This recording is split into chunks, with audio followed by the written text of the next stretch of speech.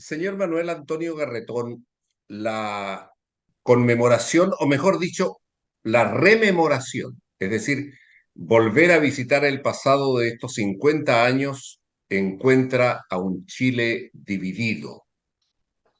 La encuesta CERC-Mori dice que un 36% de los encuestados cree que los militares tuvieron razón al realizar el golpe de Estado.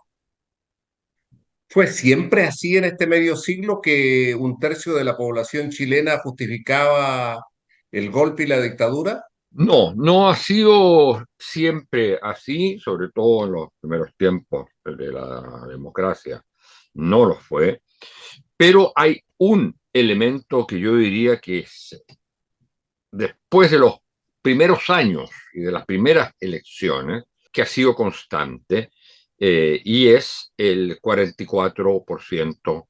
A veces sube, a veces baja un poco, pero yo diría que es el piso de el electorado de derecha. Ahora, el electorado no es necesariamente la opinión pública, pero cuando usted tiene un porcentaje tan alto, quiere decir que hay núcleos de opinión más bien duros dentro de ese 44%, pero que tienden a irradiar lo que piensan o sus visiones respecto de la historia. No siempre respecto de demandas específicas, pero sí respecto de una cierta cosmovisión que se encuentra hoy día, en estos tiempos, con la idea del orden. Entonces yo creo que esos dos aspectos de alguna manera se interactúan entre ellos. Pero el dato central, a mi juicio, es que en el plebiscito de 1988, el oficialismo de aquella época, la dictadura, tratándose claramente que lo que se trataba era de elegir, digamos, a Pinochet a partir de un cierto proceso, o sea, legitimar una elección de Pinochet, se votó en contra. Y votó a favor 44%. Y votó en contra 44,1%. Y votó en contra 55,9%. Ahora fíjese que en la elección en que enfrentó a Boric con Kast, Boric, primer, estrictamente, primer candidato que gana, de izquierda, porque había habido otros candidatos de izquierda, pero digamos, es el primer candidato de una coalición de izquierda. Los otros presidentes habían sido de centro izquierda, si usted quiere, porque bueno, aquí era un gobierno de una propuesta de un gobierno de izquierda. Obtiene 55,9, exactamente el mismo porcentaje que el plebiscito de 1988 por el no. Lo que quiere decir que hay un clivaje en la sociedad chilena que no ha sido superado y que, si bien aparecen otros desde toda esa época hasta ahora, los clivajes de género, los clivajes territoriales, los clivajes medioambientales o ecológicos, los clivajes generacionales, en el cual esto tiene algún elemento, esto que estamos hablando. Entonces uno dice, bueno, hay múltiples clivajes, pero cuando se trata de tener opciones, digamos, fundamentales en determinados momentos históricos, ellos reproducen dos cosas.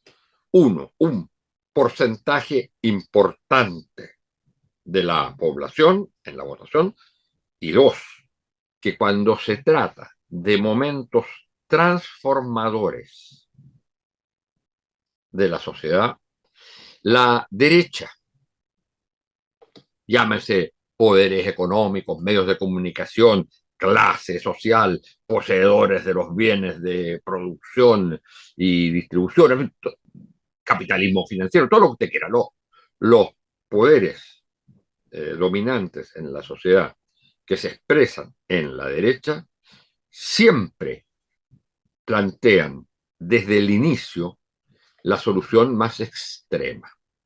El caso más claro es hace 50 años. Todos sabemos que desde el primer momento, incluso antes que asuma Allende, ya está la estrategia de derrocamiento planteada. Ya está el cómo nos salimos de esto, terminando con este gobierno. Que no llegue al gobierno, y si llega al gobierno, va a haber que sacarlo. Y eso lo dice el presidente norteamericano. Y se lo dice a chilenos que han ido a pedirle que hagan algo respecto al gobierno de Allende. Y esa es una estrategia estrictamente minoritaria,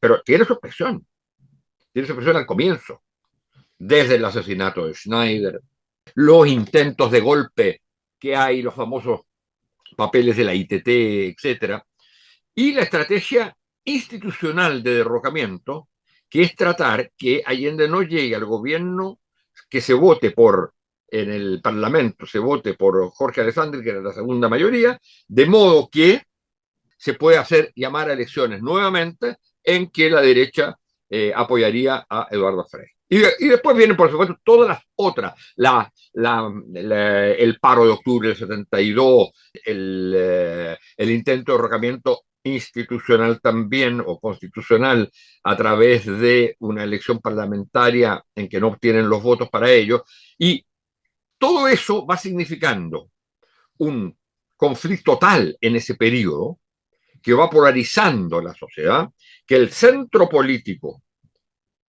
termina subsumido en la estrategia de la derecha y queda el poder militar también subsumido a la estrategia de la derecha, pero en que toma el poder. Pero una última cosa respecto de eso, Dígame. pero también en estos últimos años hemos visto que frente al segundo gran proyecto transformador, en la época de Bachelet hubo un cierto intento, el segundo gobierno de Bachelet, pero no prosperó, pero el segundo gran proyecto transformador de la sociedad chilena, que era el proceso constituyente después del estallido, ¿cuál fue la estrategia de la derecha? Básicamente, rechazo, desde el comienzo, minoritario absoluto, 20%, menos que su votación general. Y sin embargo llega a hacerse mayoritario y a prácticamente terminar con el proceso transformador. Esta vez usando métodos institucionales y democráticos, porque no percibía ni la amenaza digamos, de un socialismo, y tampoco estaban los militares disponibles como ellos lograron hacerlos disponibles en el periodo pasado.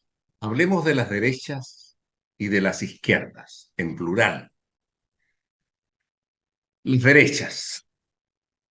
¿Han aprendido del golpe de Estado sobre democracia, universalidad de derechos humanos, sobre convivencia a través del diálogo social y la negociación política? Creo que eso es diferente según los sectores de derecha. Primero, que detrás de digamos, los distintos planteamientos de la derecha desde el regreso a la democracia, hay tres cuestiones. Uno, no quiere, por ningún motivo, que aquellas conquistas de la derecha en la sociedad, hechas por la dictadura, pero conquistas que transformaron la sociedad, piensa usted, salud, educación, pensiones, organización de los territorios con el sistema de regionalización que tenían, etcétera. El modelo neoliberal y una forma política, si bien no autoritaria, pero de democracia restringida.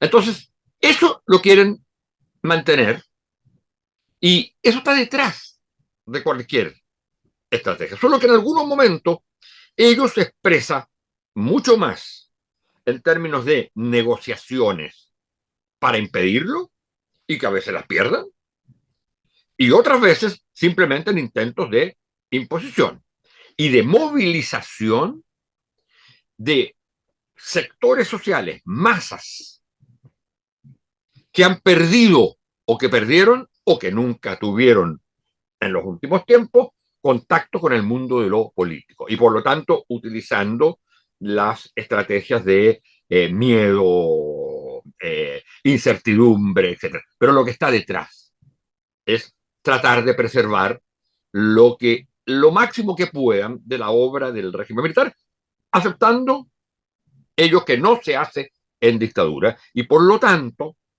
respecto de la democracia, del tema de los derechos humanos, yo diría que ha habido una creciente aceptación de la democracia, el rechazo, digamos, uno podría decir retórico, pero aceptemos una buena voluntad, más allá de lo retórico, el rechazo a las violaciones de derechos humanos y por lo tanto un nunca más parcial, que es el nunca más a las violaciones de derechos humanos, sin hacer el link con que no habría habido violaciones de derechos humanos si no hubiera habido golpe militar. Y por lo tanto el problema es el rechazo al crimen histórico más importante de la historia de Chile. De eso se trata todo, el que crea todo el clivaje, que es el bombardeo de la moneda y la muerte del presidente constitucional y el quiebre de la democracia. Entonces, en ese sentido, yo diría que hay una aceptación, pero sin entender cuáles fueron las causas de esas cosas de las cuales ellos dicen nunca más. Y la causa de las violaciones de derechos humanos es la dictadura. Y eso tienen un problema y van a tener un problema para aceptarlo, para hacer la condena, porque saben que fueron cómplices. Porque saben que los asesinatos y en las torturas, ellos fueron cómplices.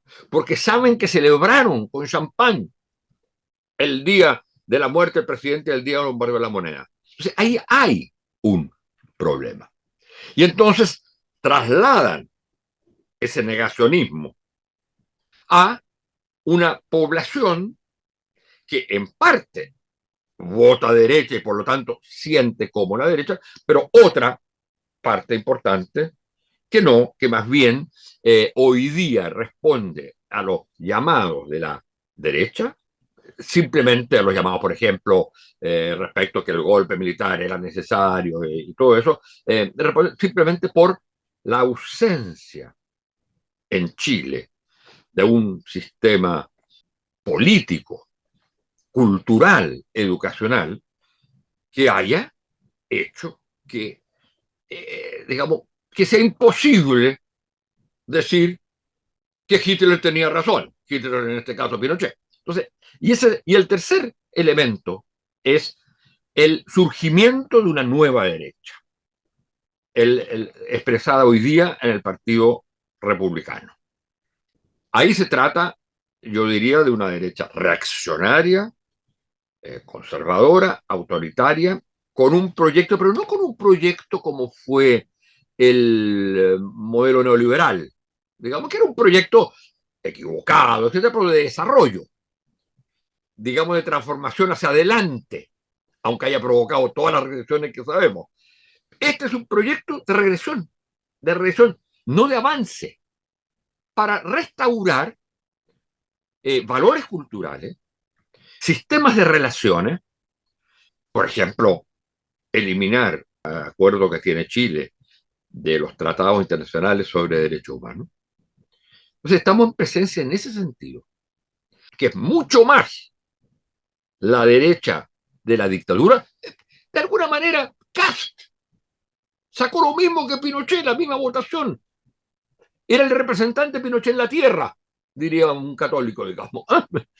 Era el representante Pinochet en la tierra, él era el representante, era lo más cercano, y hay que reconocer, aceptar, independientemente de todos los cambios de 50 años, que el gobierno de Boric era lo más cercano a lo que fue lo que quiso hacer el presidente Allende con un programa enteramente, por supuesto, distinto, etc. Entonces, esa derecha no se ha salido de los marcos democráticos, pero tiene una cohesión en torno a valores en que la democracia puede ser solo un instrumento para la realización, para llegar al poder, pero no yo diría, no hay ahí una convicción democrática en términos de lo que podría tener, y si la tiene, una derecha liberal. Y las izquierdas, Bueno, algunas de las cuales todavía enarbolan ideas periclitadas, como si no hubiera caído el muro ni desaparecido la Unión Soviética. hay personas, grupos, de alguna manera, que hay que hacer en relación a lo que fue, por ejemplo, el gobierno popular, habría que hacer lo mismo, mejorando algunas cosas, pero sobre todo cuidando el problema del poder y por lo tanto generar de alguna manera un poder alternativo. No digo que nadie diga eso, pero digo, eso es lo que yo creo que estaría como en una cierta mentalidad, que es pensar que sí, no hay formas insurreccionales, y en eso las formas insurreccionales son muy distintas según quienes las plantean. Algunos hablan solo de insurrección de masa y veían entonces ahí, por ejemplo, el problema, veían ahí la posibilidad en el estallido. Nadie piensa hoy día en una insurrección armada, pero sí en una desconfianza de los métodos institucionales. Pero yo diría que eso es estrictamente minoritario y opera básicamente como crítica a quienes de la izquierda están en el gobierno y no hacen las transformaciones en las cuales hay un consenso general que hay que hacerlas. Entonces, opera más bien desde ese punto de vista. Pero yo diría que hay otro aspecto de la izquierda, es que tenemos por primera vez en la historia desde los 30 para adelante un sector de izquierda que no nace de la división de un partido.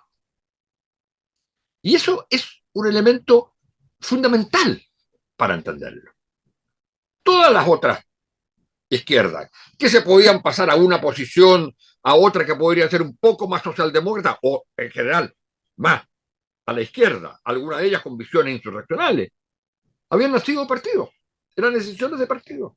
Lo era el MIR, lo era el Espartaco, todas las distintas decisiones de partidos, de aparición de grupos de izquierda, el MAPU, la izquierda cristiana, todos ellos.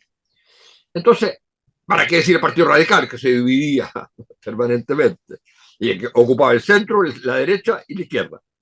En cambio, aquí estamos en presencia de una izquierda que expresa contradicciones o características o rasgos o tensiones nuevas en la sociedad, precisamente porque es una sociedad que ha cambiado. Entonces, es un movimiento, por ejemplo, estudiantil, inicial, generacional, recoge demandas de la época. Las demandas ecológicas están ahí. Las demandas feministas también están ahí, aunque tengan autonomía. Y todas ellas tienen autonomía. Pero entonces se trata de un partido que surge menos en términos de un proyecto de sociedad y más en términos de expresar las demandas de la nueva época. Y eso hace que sean, eso es el Frente Amplio, que sean primero varios partidos. Segundo, que tengan una percepción inicialmente, necesariamente mesiánica. Bueno, todos los partidos nacen con una orientación mesiánica. Solo que cuando es una división es en respuesta a. Eso configura su proyecto. Aquí, en cambio, se trata de un proyecto relativamente inédito. Y eso tiene enormes problemas porque tiene que enfrentar una elección presidencial o elecciones parlamentarias, etcétera. Y a su vez tiene que entender que la política no es solo movimiento social, es negociación, es marcos institucionales, es llegar a acuerdos, es representación, es priorización de una u otra cosa, es formación de cuadros que ya no pueden ser los partidos de antes, pero que tampoco una pura expresión movimentista puede resolver el problema. Y es un proceso largo de aprendizaje. No se hace en 4, 5 años, 6 años. Piense usted, por ejemplo, incluso habiendo una generación que se salió de un partido, como es el caso de la democracia cristiana, ¿cuánto tiempo demoró en llegar? Y estas son cosas de las cuales yo algo sé porque mi padre fue fundador de la Falange, de la democracia cristiana. ¿Cuánto tiempo demoró en llegar al gobierno?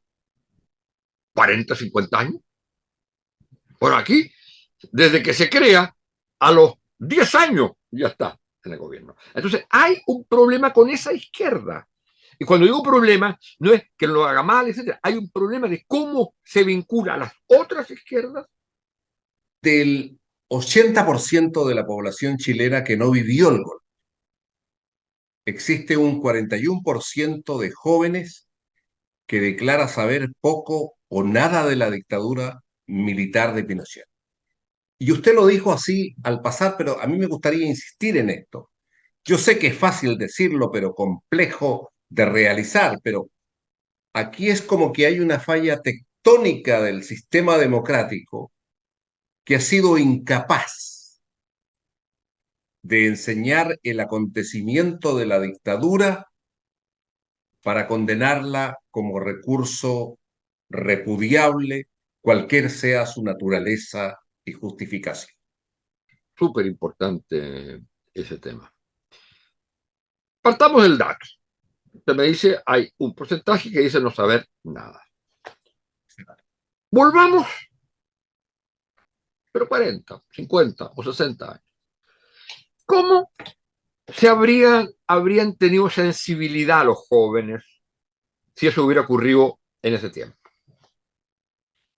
Uno, básicamente, a través de los partidos.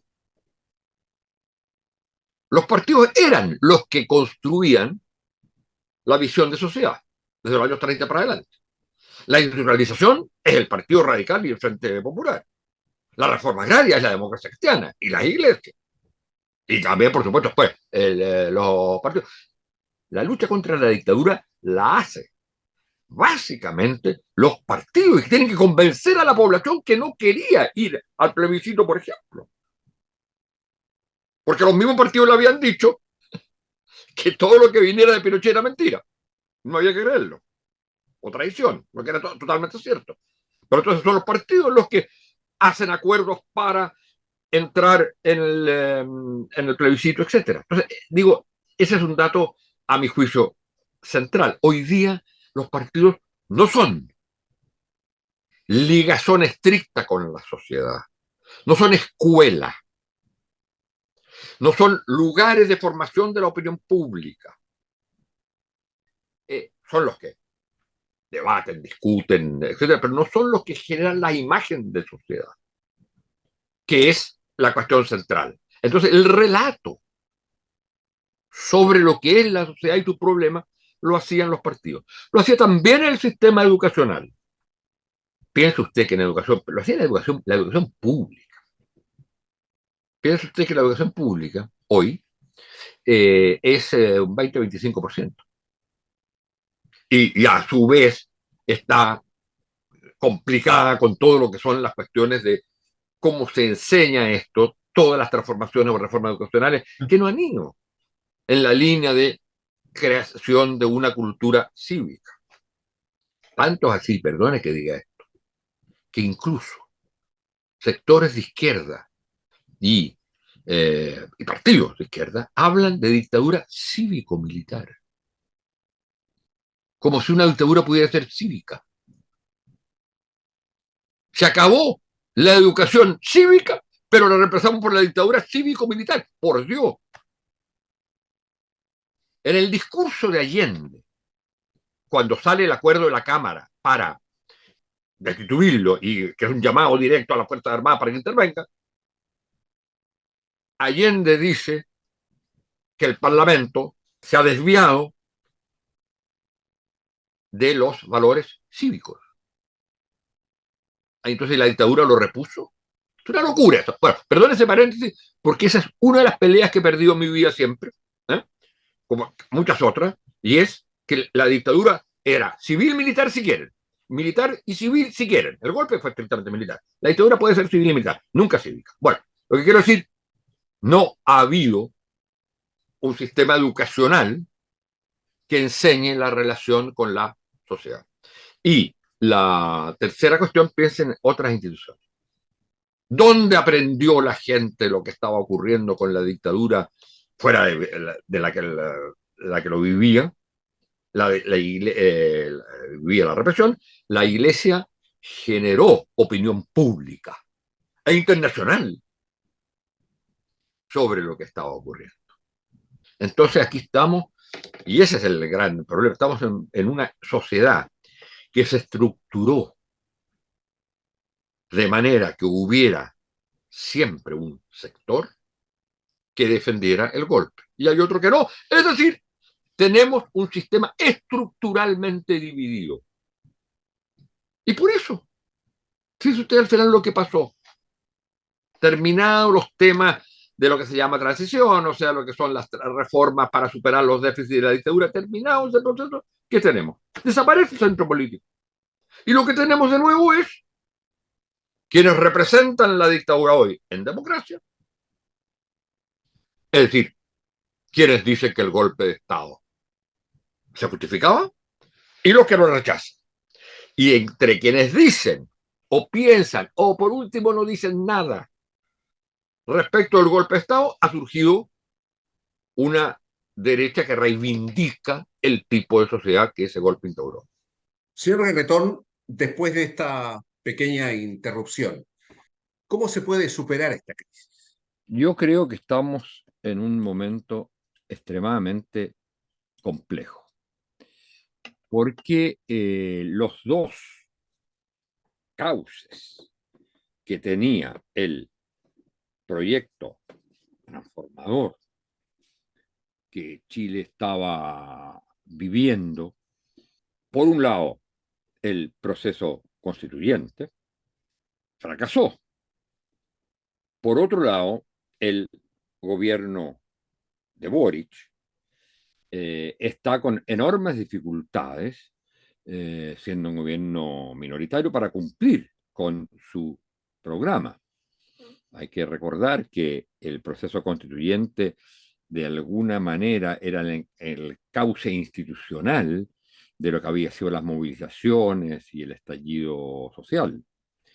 Y el gobierno de Boric había presentado un programa de transformaciones que se condecían mucho con ese proceso constituyente, que debido a la incapacidad de la mayoría que ahí fue electa de entender que una constitución, una mayoría social, de darle un marco institucional en el cual se generara una fórmula de que las distintas visiones del país de alguna manera se cohesionaran, no en el sentido de perder la diversidad, pero que tuvieran un espacio y que se dejara a la política posterior, a partir de ciertos principios fundamentales,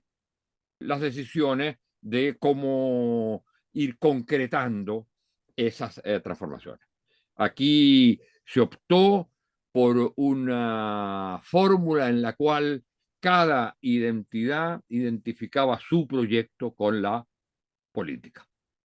Y entonces se configuró una mayoría que simplemente no entendió la necesidad en un régimen democrático, sobre todo en una constitución que venía en la dictadura, de permitir el juego de mayorías y minorías a partir de ciertos principios fundamentales que significaba terminar con la sociedad heredada de la dictadura. Y en el gobierno de Boris, por un lado, el problema de ser minoría y, por otro lado, las tensiones y problemas de su coalición, donde eh, había esta percepción de si lo que no me gusta se aprueba, entonces me voy. Y entonces una enorme dificultad para el liderazgo presidencial. Y eso hizo que esos dos elementos, la derrota del proceso constituyente y las dificultades de un gobierno minoritario para realizar su programa de transformación, hizo que estuviéramos en una situación que tiene tres salidas, por decirlo así. Una primera es la regresión conservadora en democracia que encarna el liderazgo de José Antonio Cast.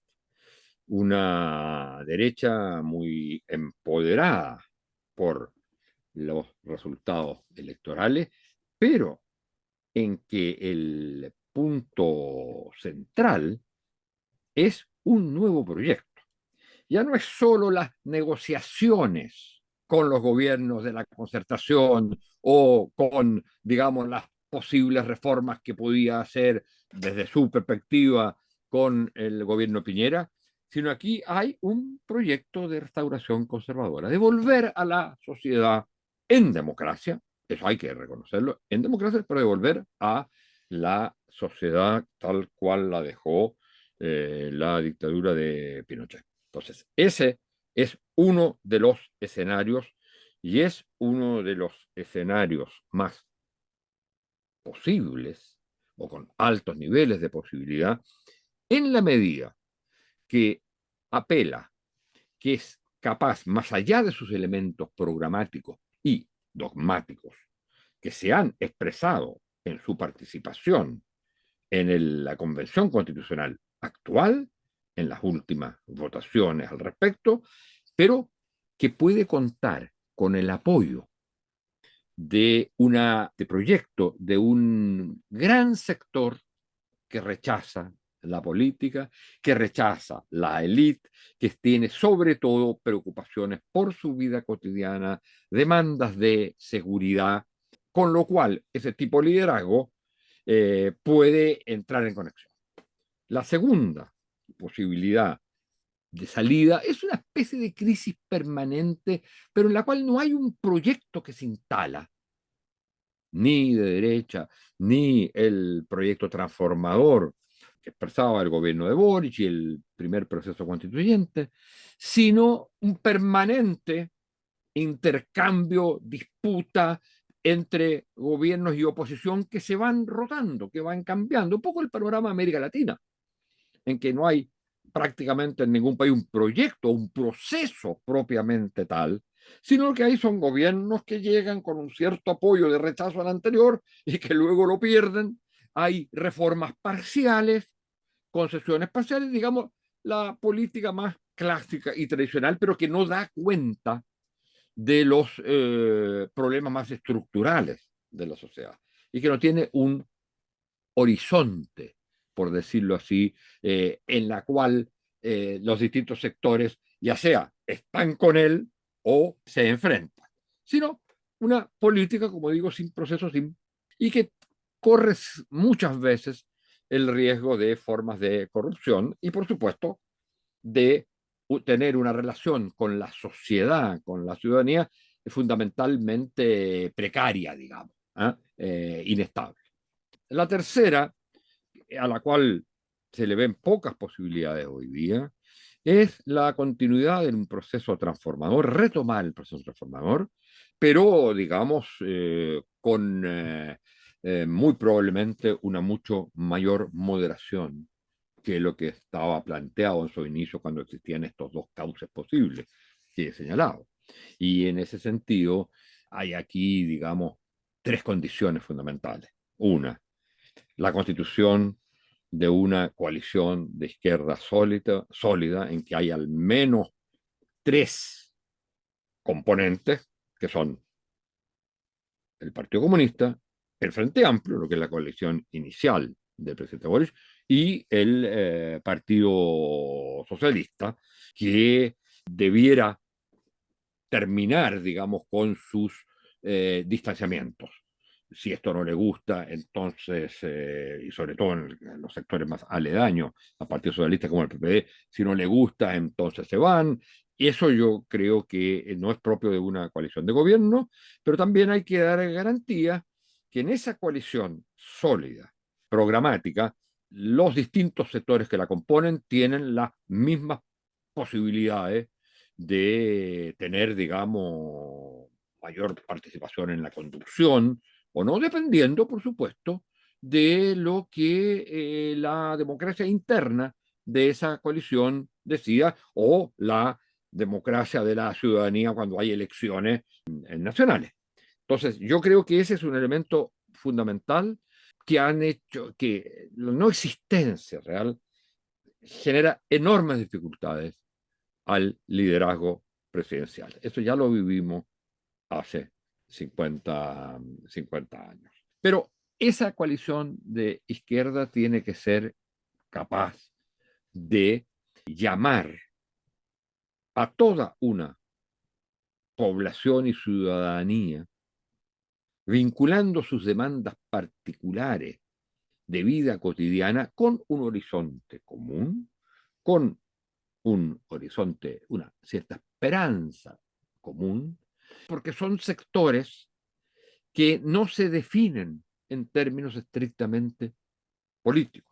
Son los sectores que señalábamos anteriormente. Ahora, muchos de ellos se vinculaban y se expresaban en el centro político. Y por lo tanto, las alianzas en otra época eran más fáciles. Podían estar dificultadas por elementos ideológicos, pero eran más fáciles en la medida que era relación entre partidos de izquierda y partidos de centro. Hoy día eso, el centro ya no existe. Por primera vez en muchos años, en décadas, el Chile vuelve a una situación normal en todos los países del mundo, es que no hay un centro orgánico significativo, grande, como el que existió en Chile con el Partido Radical y posteriormente con el Partido Demócrata Cristiano, hasta hace poco. Entonces, la capacidad de vincularse políticamente esta coalición de izquierda con el mundo del centro es compleja, es difícil las posibilidades de realizarlo. Ahora, a eso hay que agregar la tercera condición, y es que nada de esto tiene sentido si uno queda en el plano político. Porque lo que tenemos hoy día es una gran masa que, a diferencia de otra época en que podían haber núcleos militantes, pero que la mayoría de la población se identificaba con opciones político-partidarias, el porcentaje de independientes no era superior de 15%. La cantidad de gente que se decía o de derecha o de centro o de izquierda era más del 70%. Hoy día es de las más bajas del mundo. En algunos de los índices es un 17%. Entonces, no son los partidos políticos los que expresan a una enorme masa ciudadana, sino que a veces son grupos identitarios, pero que tienden a representarse básicamente a sí mismos. Y por otro lado, la ciudadanía se expresa fundamentalmente en términos de un cierto refugio al individualismo, en un rechazo, como decíamos anteriormente, a la élite, en demandas que tienen que ver con seguridad, problemas de vida cotidiana, rechazo a los grandes proyectos que no sienten que tengan que ver con lo que son sus vidas. Y entonces eso obliga a una izquierda no solo a ampliarse en el plano político, incorporando a los sectores de centro, sino a restablecer los lazos con una sociedad y no solo con actores organizados que siempre estuvieron con ella, porque la verdad es que uno puede señalar que hay un núcleo duro de electorado de izquierda, 37%, lo mismo, 37-78%, lo mismo de Salvador Allende. Es decir, en 50 años no se ha avanzado mucho en esa materia, lo que obliga a repensar las formas de la política y lo que obliga a repensar formas de relación con una ciudadanía que básicamente rechaza la política.